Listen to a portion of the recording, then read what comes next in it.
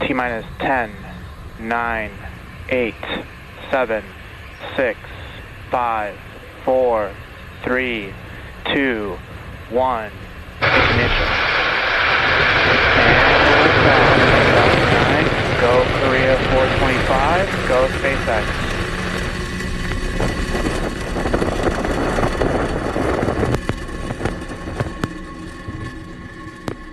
Vehicles pitching downrange.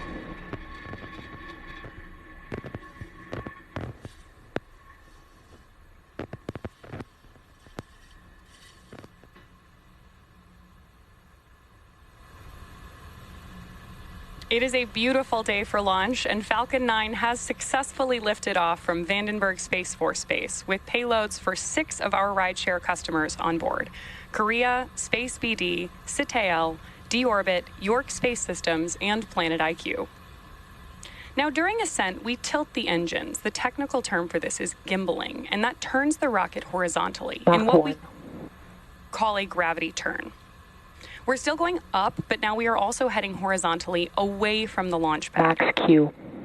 There's the call out from Max Q. So moments ago, we throttled engines down in preparation Power for and Max Q. nominal. Good call outs there that power and telemetry are nominal on board Falcon-9. Max Q is a critical moment during flight because the combined stresses caused by Falcon-9 accelerating through the atmosphere and the ambient static pressure are at their greatest. Now, the rocket typically needs to go around 17,500 miles per hour horizontally in order to avoid being pulled back down to Earth and reach orbit, which is why we perform that gravity turn. You can track our progress to orbit by keeping an eye on the Stage 1 telemetry in the bottom corner of your screen.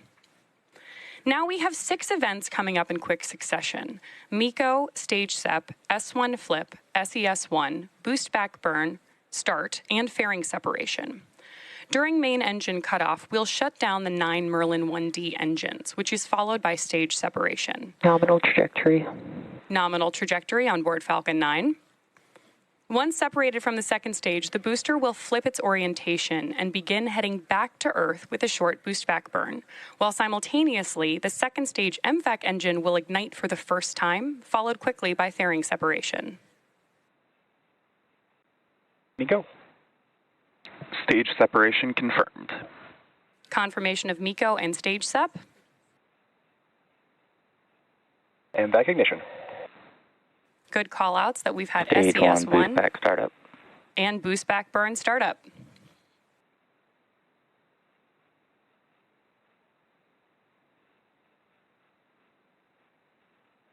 Fairing separation confirmed. So we've heard those call-outs for those 6 events that happened back-to-back and got great views of several of them.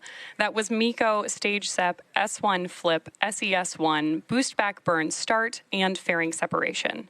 We will be attempting to retrieve those fairing halves again today once they fall back to Earth, using our recovery vessel, Go Beyond. Next up, we're listening to hear that we've completed our Boost Back Burn. Stage 1 boost back shutdown. Right on schedule.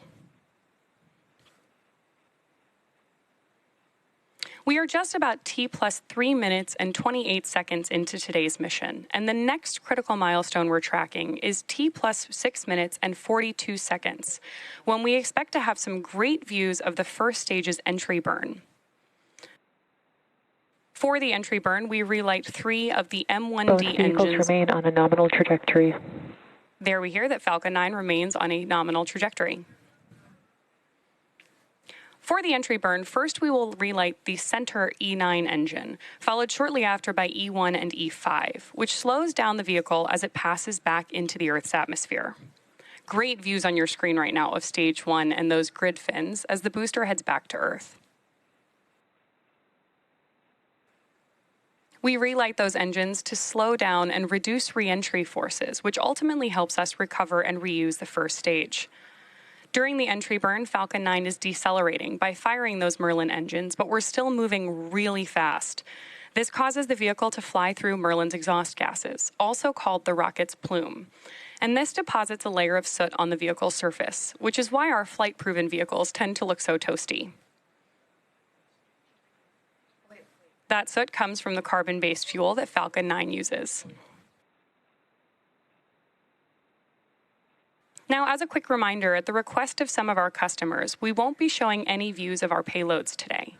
Live coverage will end after the first stage landing and successful shutdown of MVAC's first burn. Just about a minute and a half until we expect to hear the call out that that entry burn has begun.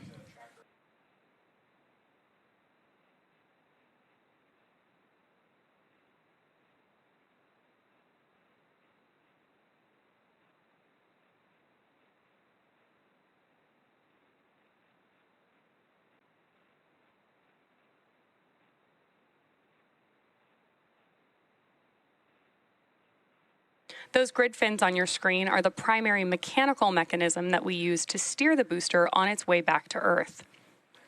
Interestingly, even though they look quite small next to Falcon-9, they are about 4 by 5 feet, so about as large as a coffee table.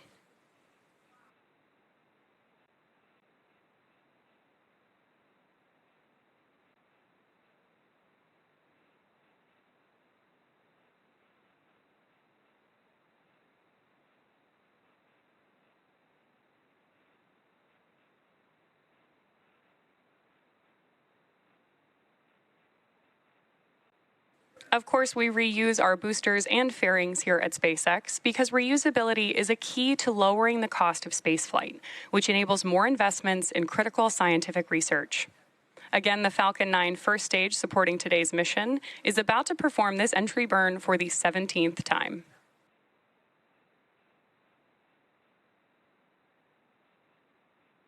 Great views of the coast of California beginning to come onto your screen now.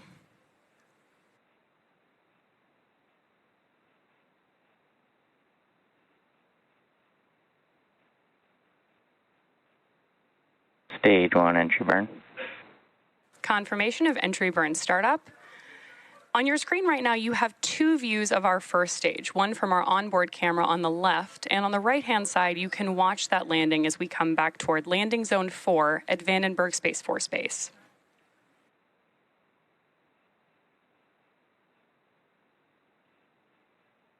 Stage 1 entry burn shutdown. Confirmation of entry burn end. Saved. The Merlins on board the first stage are optimized for sea level.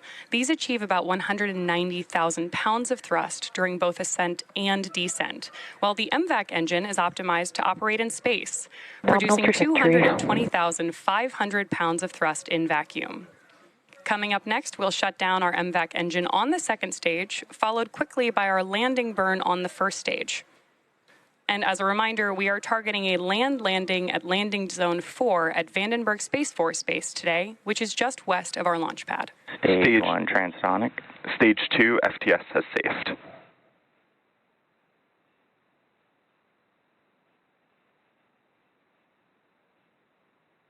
Beautiful views Stage 1 there, landing burn. and confirmation that we have begun our landing burn.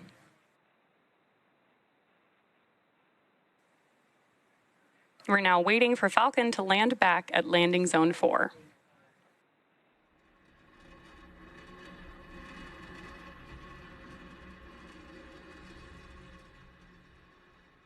Stage 1 landing leg deploy.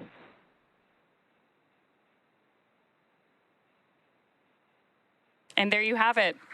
Stage That 1 marks landing confirmed. SpaceX's 250th recovery of an orbital-class rocket, including first-stage landings for Falcon-9 and Falcon Heavy.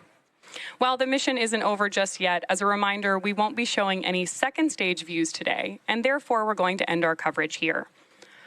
All of us at SpaceX want to give a big thank you to our customers, including Korea, Space BD, SITAEL, D-Orbit, York Space Systems, and PlanetIQ for entrusting us with today's mission. For those of you interested in learning more about today's payloads and deployments, please head over to our customers' websites for more information. We also want to give a shout out to the Range and Federal Aviation Administration for supporting today's launch. Thanks to all our viewers for tuning in and for your continued support. We'll see you again soon.